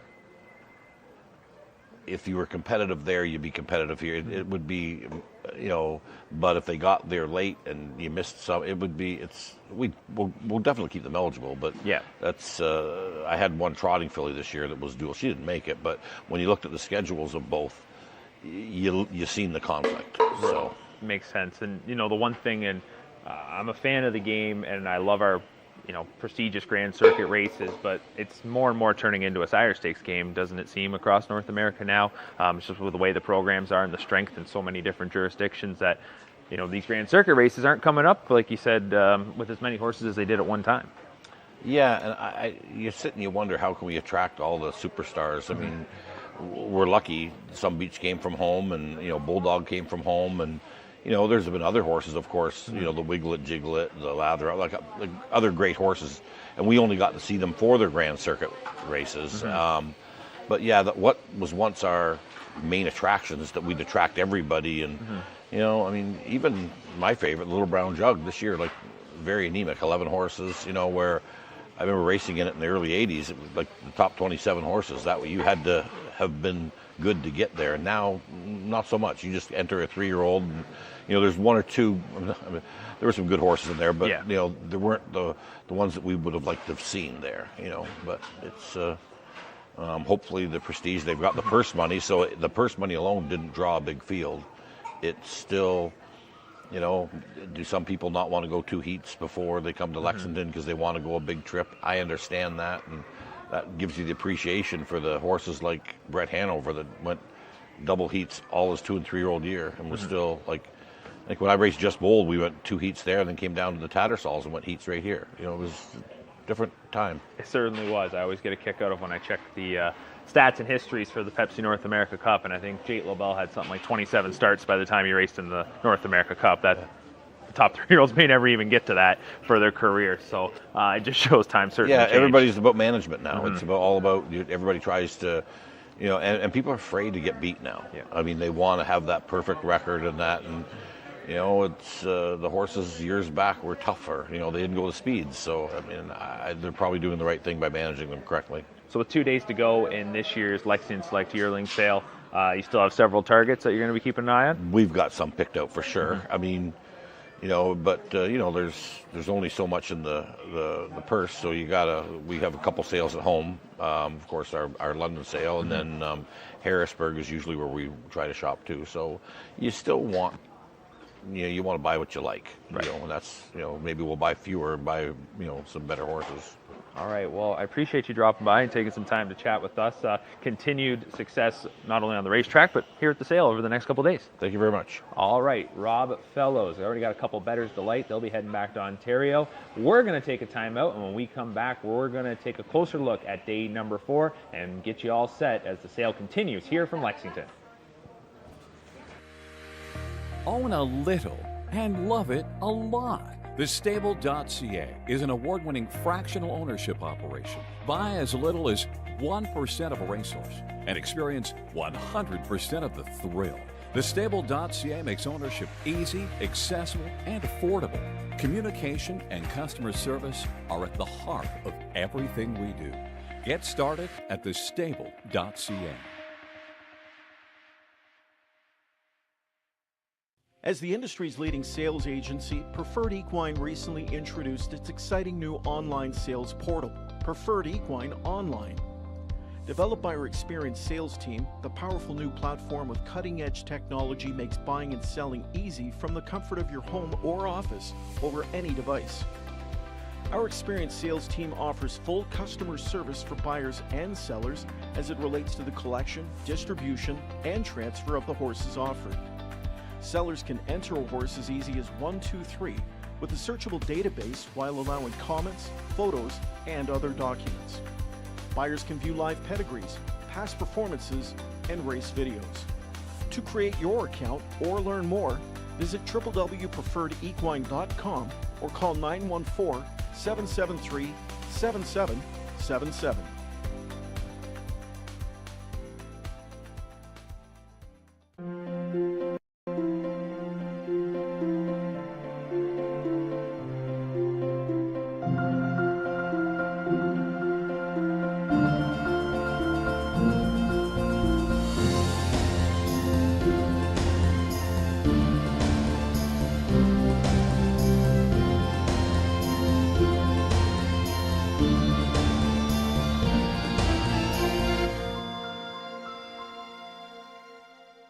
the M&L stable. Have you heard of them? Yep. Yeah, so that's Roz. She's the matriarch of it. She's the one that brings all the food, and you know, Larry Rathbone, Yeah, he's won the Bonesy. He won yeah, the NA Cup. yes, Yeah, Mantacular, yep. right? Yeah. Mm-hmm. All right. I guess we're live, and our producer Curtis Mcdonald likes to throw curveballs at me, and I'm surprised it took to day 4 before we realized that the mics were up. Welcome back. Lexington Selected Yearling Sale continuing. Day number 4 coming up at 2 p.m. Mark McKelvey with another special guest. Man, we've had a great row of guests here today, and now we got Heather Vitale joining us. Heather, how you doing? I'm doing great. Did you save the best for last? We can go with that. Absolutely, we did, right? So, I mean, you're going to come in here and give us lots of energy and get everybody ready for day number 4. We've got clients for thestable.ca watching from probably 12 or 13 different countries, so you can say hello to the world.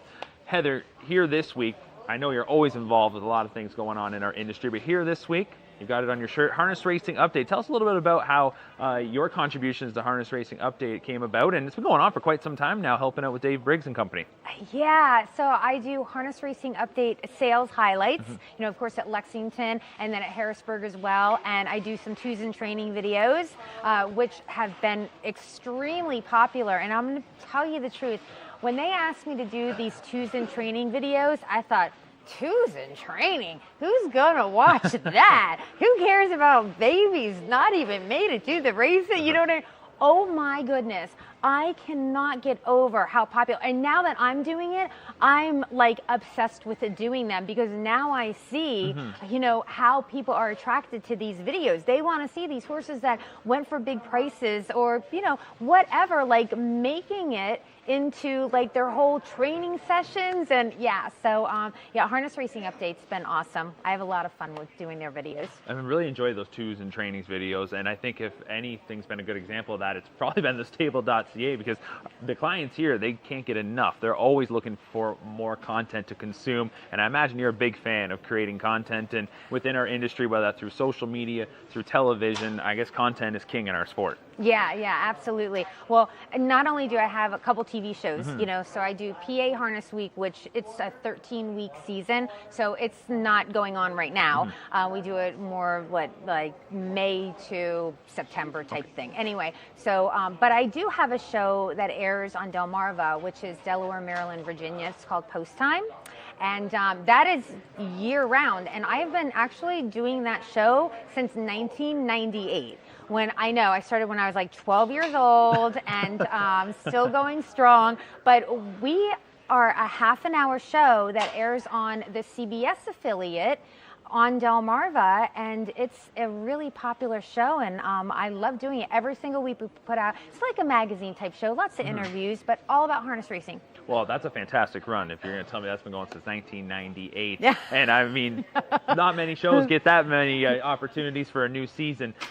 Tell us a bit about that area of North America. Like I said, we've got clients from that way, but Delaware, home base, right? So can you tell us a bit about how racing is there? Tim Teacher was mentioning Dover's opening in November. I'm sure there you love to see folks from that area have success when they get onto the Grand Circuit stage. Yeah, that's really great. So we've got Harrington Raceway and Dover Downs are both in Delaware. And Delmarva itself also has Ocean Downs, which is a half-mile track in Berlin, Maryland, right near Ocean City. So we have 3 tracks right on Delmarva that are a lot of fun. So yeah, I mean, well, first of all, talking about people in Delaware going to the Grand Circuit. I mean, well, my parents, Jim King Jr., Joey and Lenny King, we had Chartin, and that was fun doing the whole Grand Circuit deal. And of course, Lion Sentinel, we've had a really good run. And the Teagues, who are not only basically my neighbors, they also live in Harrington, Delaware, like us, but they're longtime friends, and we've loved watching them with Wiggle It, Jiggle It, Lather Up, Rainbow Blue. So yeah, small town. We call Delaware's the small wonder, but we like to think we make a big impression on harness racing. I would say so. I've made a big impact over the years. You mentioned about your parents, saw them out in the winner's circle here last week, winning a Grand Circuit race. How much fun has it been tracked over the last several years from Chartin to Lion Sentinel? I mean, this has been an incredible run. Yeah, yeah. It really all started with Wakasashi. I remember it was probably like 2014, okay, which really wasn't that long ago. We were sitting in our living room simulcasting, watching like the North America Cup, and I think Waki was 2 at the time. Anyway, my mom's like, oh, I sure wish I had a horse that would win a big race. That would be great. And like literally a year later, Wakasashi Hanover wins the North America Cup. And it was, I want to cry thinking about it sometimes. It was just so unbelievable. And I look back on that day and I'm like, that was one of the greatest days of my life, you know? Yeah. It certainly was. I remember being there in the winner's circle and the absolute joy and jubilation. That's a moment, and that's the one thing I always talk with people here, especially in Lexington. They talk about their memories coming down here. That's probably a racing moment you're never going to forget. I will never forget. And we were so excited that my mom and I were still in the winner's circle when the next race was coming on the track. And I was like, we probably should leave, you know, at least get out so the next horse can come in. But yeah, it was incredible. And Chartin, I can't tell you how many great experiences it's been watching her, you know, race and being a part of her life. Yeah, well, back home for me there in Ontario, watching those horses come in, the family has made a big impact over the last several years, like you mentioned, and probably terrible on me to give a follow-up question after you were nearly in tears about that, because I don't want to make you cry here at the desk, but I mean, that is a great moment, and we love to see just that raw emotion, like you said. That's what makes our sport so great when you finally do get to capture those moments, doesn't it? Oh, absolutely. And I remember when we won the Breeders' Crown with Chartin, and we'd never won a Breeders' Crown before. I ran in the winner's circle. The first person I saw was John Campbell, and I look at him and I go, oh my gosh, this is what it feels like to win a Breeders' Crown. And he looks at me and he goes, yeah, I know. He knows a thing about that, doesn't he? Yeah. All right, so before we wrap things up here, I want to ask you about some of the interviews you've done this week. Maybe tell us who you've been catching up with and kind of what's your approach each day, because the storyline probably changes much different night 1 to day 4, which we're on now. Yeah, it does. Day 1, we try to do like, you know, buyers type deal, you know, and it is a highlights. So it's not complete coverage, of course, right. But yesterday I had a really good time. I sat with Joe Thompson and Jim Ladwig from Winback, and I basically just ambushed them while they're watching their horses go to sale, bring tens of thousands of dollars, and they were so good with me during that. Just kind of saying, we think this horse is going to go for this price or whatever, and one went for higher, the other one didn't go for as much as they thought. So that was interesting to get their feelings. And I interviewed Jack Darling, just of course, as you know, Canadian Horse Racing Hall of Fame, and Jack's awesome. And I did tell Jack if he needed any help getting his suit or whatever, that I would be there. I could give him my services with dressing him up for that big evening. So I'm so happy for him and Bulldog Hanover, and you know, It's a lot of fun. I was just about to say, probably anywhere you turn in harness racing, you're going to run into Heather. So maybe we'll even see you at the Canadian Horse Racing Hall of Fame in 2023. Thanks so much for taking some time and joining us. We'll be chatting soon, I am sure. Enjoy the rest of your time here in Lexington. I will. Can I just say one more thing? Yes. Okay, don't be mad at me. So I am not going to be here for Bulldog Hanover. Oh my goodness.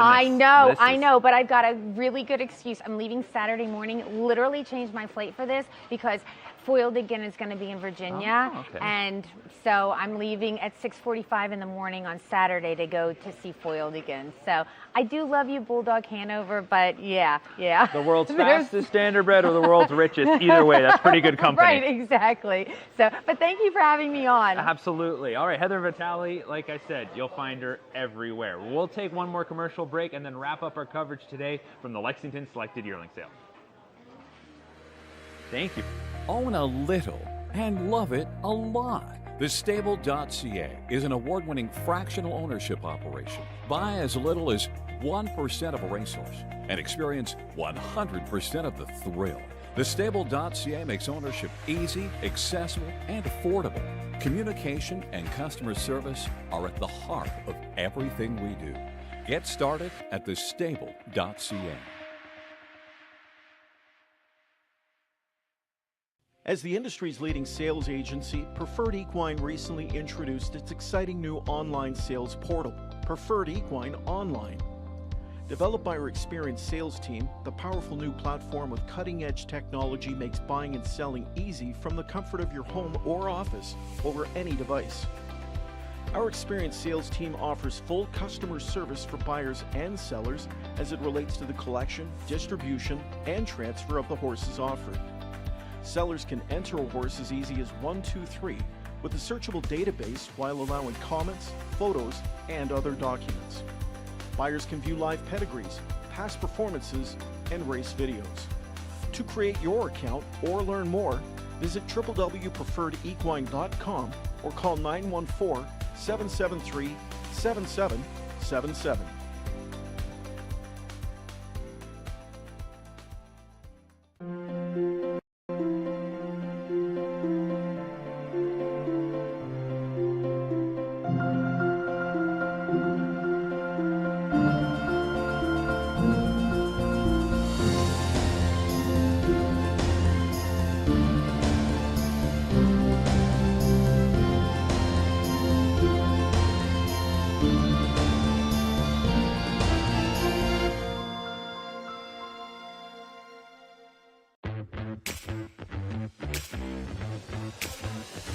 Another aerial shot here at Tipton in Lexington, Kentucky, as we inch a little bit closer towards day number 4 of the Lexington Selected Yearling Sale.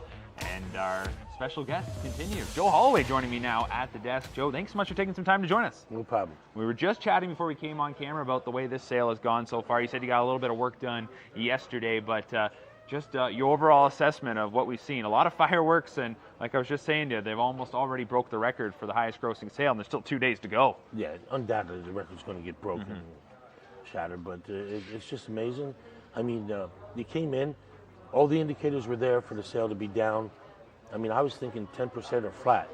You know, your global economy, I mean, the euro's basically on par with the dollar. The Canadian's like 138, 130 something. Yeah. And the stock market's not great, so you look at all that and say, boy, it's going to be off. No, it's not. There is a lot of money here, and there's been a lot flowing. I think the average price, nearly 100,000, 95,000, I believe, has been the average price over 3 days, and we got 2 days to go. And we were just talking about the fact that this sale has changed over the years, that maybe later in the sale people would come into town because they'd say, well, that's going to be more in my price range. Right. But you're still predicting that these next couple days are still going to be pretty strong. Well, tomorrow will be a bang-up day. Today, it'll be off. It'll bring it down a little bit, but tomorrow's going to bring the average right back up. It used to be Ohio, Indiana, and stuff, and they figured they'd get a whole different crowd for that. So it was always set up that the last day was that, and they thought it was a different crowd. Well, now you have down by the seaside. I mean, a few years ago, you had Always a Virgin, and people would show up for those. Now you have many other stallions, and the Indiana program and the Ohio program are very, very good. So it's not a different crowd, and there's still money. So, but they've kept it that way, and now it's kind of different anyway. People are looking forward to that, and tomorrow's going to be very strong. I was talking to trainer Rob Fellows a little bit earlier about the fact that our game has kind of shifted away from the focus being on the Grand Circuit to more of a Sire Stakes game, which is how strong some of the programs are in the various jurisdictions. You look right here in Kentucky, $400,000 finals. From your point of view, how much has that changed your approach at all, seeing a Sire Stakes program like Kentucky get beefed up? Well, Kentucky really changes it because it's a dual eligible program. So you can buy your Walner, and you can buy a Chapter 7, or you can buy whatever sire you want, Captain Treacherous out of Pennsylvania, and have both. And then you come down here and race for such great money, and join the Sire Stakes. So, yeah, that focus has changed. I mean, during my time, I never really bought horses for Sire Stake programs. But now, the finals are really pretty lucrative and stuff, and that's changing. Now you got to keep your eye on that for sure. Let's talk a little bit about, you just mentioned in your time. It's still your time, Joe. Tell us a bit about when My you... time's lasted a long time. Exactly, that's longevity. But tell us about when you first came to Lexington. I like picking everyone's brain and getting them to go down memory trail about when they first came here, because let's be real, this is just such a great place to come, especially during the Grand Circuit and the sales. Do you remember your first trip to Lexington? Well, probably around 1985, somewhere in that area, but it's different. And I was just talking to Mark Mcdonald or Anthony Mcdonald, and saying I couldn't do like we did then. I mean, I'd had more horses, and we used to race 5 days a week, and the sale would be at nighttime. I mean, I'd go to the barn in the morning, try to squeeze some looking in, race in the afternoon, be at the sale at night, go out to dinner, start all over again at 6:30 the next morning, do it for 5 straight days. Right now, you'd find me curled up on a ball someplace. I don't know. It's almost like a marathon, really. Oh, it's a marathon now, so I don't know how we did it. But but everything changes. I mean, even back then, our 2-year-olds went heats here by the time they got to Lexington. 3-year-olds were already going heats. I mean, somebody had the program from Art's Place when he was 2, and I had a horse in there named Tudor Scooter. And you look down at 18, 20 starts. That's unheard of for the 2-year-olds now, but they're a different animal. I mean, I think I had Tudor Scooter in '89. You know, that's 30 years ago, right? I mean, it's a different breed. The game has evolved, there's no doubt about that. Yeah. But is there anything from the way things used to be, though, that you do kind of miss? Yeah, I think it was more camaraderie then, and somebody has written about it. And I think the barn areas had a lot to do with that. You know, you had the barn areas, you had the Trek kitchen. Even when I would come up to Mohawk or something, and people would congregate there, congregate different places. This is still special because this seems to be the only place where we all get together. And you will see a lot of trainers, drivers out at night, dinner, stuff. So people do hang out here. Whereas at the racetracks, everybody's kind of in your car and going home. Yeah, exactly that. It's always on the go. And especially like you said, during COVID. Then we were just in our car. Exactly. We were just trying to stay safe, I guess, and could only go where they would let us.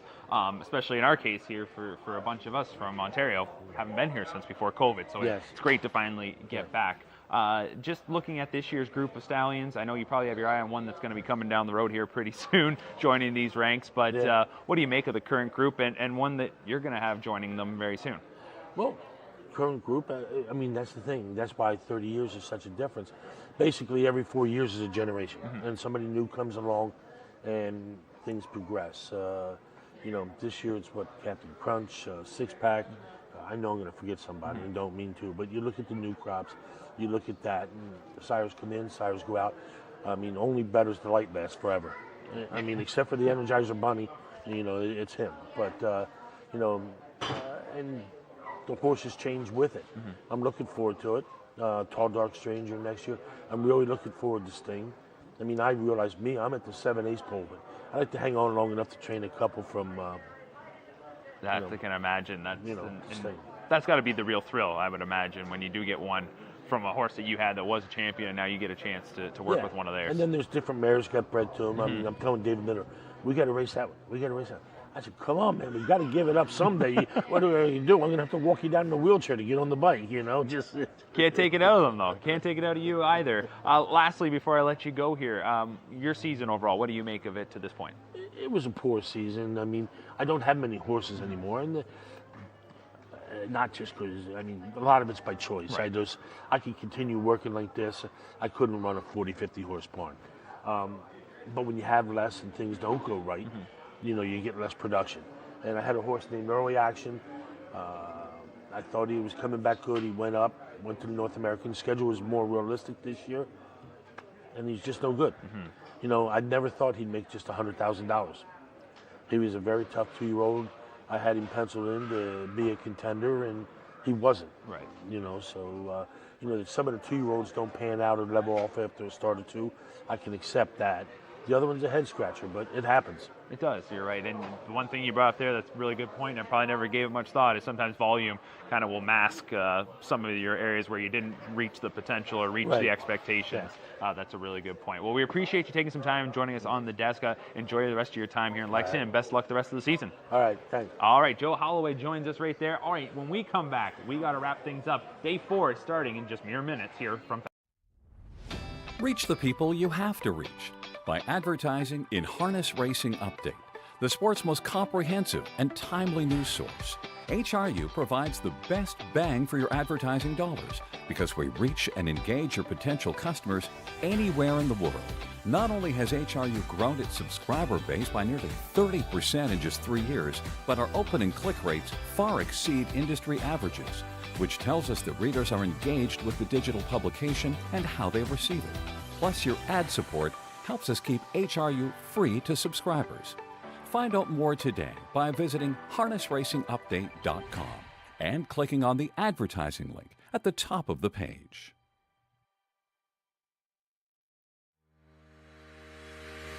Own a little and love it a lot. Thestable.ca is an award-winning fractional ownership operation. Buy as little as 1% of a racehorse and experience 100% of the thrill. Thestable.ca makes ownership easy, accessible, and affordable. Communication and customer service are at the heart of everything we do. Get started at thestable.ca.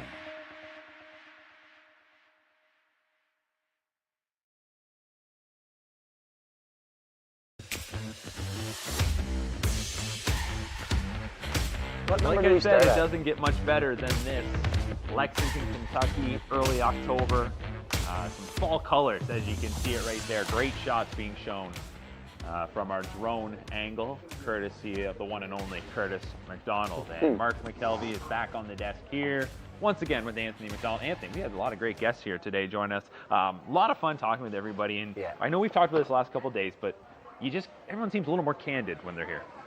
Yeah, I mean, it's just something about Lexington. You know, I told all our clients the last 3 weeks, if you've never been here, you really have to come. You know, I had a lot of people message us and say, thanks, I've been to Lexington, I couldn't go, you guys really did a good job bringing Lexington to us. And we do the best that we can, and, you know, you guys have done such a great job. And you know, this is Lexington, you know, it's so much goes on here, and stuff that happens and you just miss it, and then you think about it later, and you're like, it's really cool. It's a different animal than anything else you've experienced in horse racing, and it's a lot of fun. It certainly is, and some great conversations. If you missed any of it, you can go right back and you can replay our show at any time. Make sure that you that you leave a comment, and if you're on YouTube, make sure that you subscribe. Anthony, we've only got a couple minutes here, but looking ahead to day number 4, we've already watched the package of some of the horses that you've inspected, but how many, you don't even have to give us a number here, but from this session here, you got quite a few that you got your eye on here? Well, from here on out, it's going to be filling the spots. Okay. So our hard lines are super hard today. For our clients, you know what I'm talking about. We have maybe $65,000 left in the Lexington partnerships combined. We do have, I'm on the lookout for some Ontario breds for our Ontario buckets and packages. And any sort of value that pops up. There's a couple of horses I saw today that I thought were kind of neat. Right. They are not Ontario breds, and they are not horses that we may necessarily need, but they are horses that caught my eye. And there's no standouts where we have to have this horse. This session and next session is full. Every single one of these horses could be stable horses, depending on how much we like them, what we price them at, and what the hammer drops at. So I don't know where we're going to go. We have a number of horses we're looking at, but you can be sure it's going to be based on a hard line and value. 164 horses that are scheduled to go through the ring today. That is significantly less than the last couple of days. So this one's going to be a little more reasonable for everybody. We're going to get to dinner tonight. There we go. Exactly. We like to hear that. And if you've never been to Lexington, a lot of good restaurant options. What was your favorite? I saw everywhere I went, you were either with us or there. I still have to go with Frank and Frank and Dino's was good. Frank and Dino's was really good. Well, we're going tonight. Going to Jeff Ruby's tonight. Now, we're going to Jeff Ruby's because somebody else is paying. So we're going to Jeff Ruby's. We are going to Jeff Ruby's tonight, I think. It's going to be a lot of fun. Jeff Ruby's, Carson's, Lauderdale. There's so many. That's the other thing. I literally, the most important thing, aside from getting people interested and wanting to have people come down here, I literally have to slim down to like 181 pounds before I go to Lexington, because easy six packed on here at Lexington. I'm going to tell you, I've seen you eating too. Yeah. Yeah. Don't worry. You might want to throw a little binge in when you get home. Don't you worry. I've been hitting the treadmill every single morning just to be able to go for the next day. So another big day coming up. I can already hear them making the announcement. Kurt Becker is giving them right now. So Anthony, we'll let you get to it. Thanks to everybody that tuned in here today. Best of luck today and tomorrow. We got one more show that's coming up tomorrow evening. Our start time to be announced. A little different with the racing happening and then coming right back for the sale. But we will be on likely for about 90 minutes to 2 hours tomorrow night. And like we said, we're going strong and looking forward to day number 4. Absolutely. All right, everybody. Thanks so much again for tuning into our coverage of the Lexington Selected Yearling Sale. Enjoy your Thursday afternoon. What time's the sale open?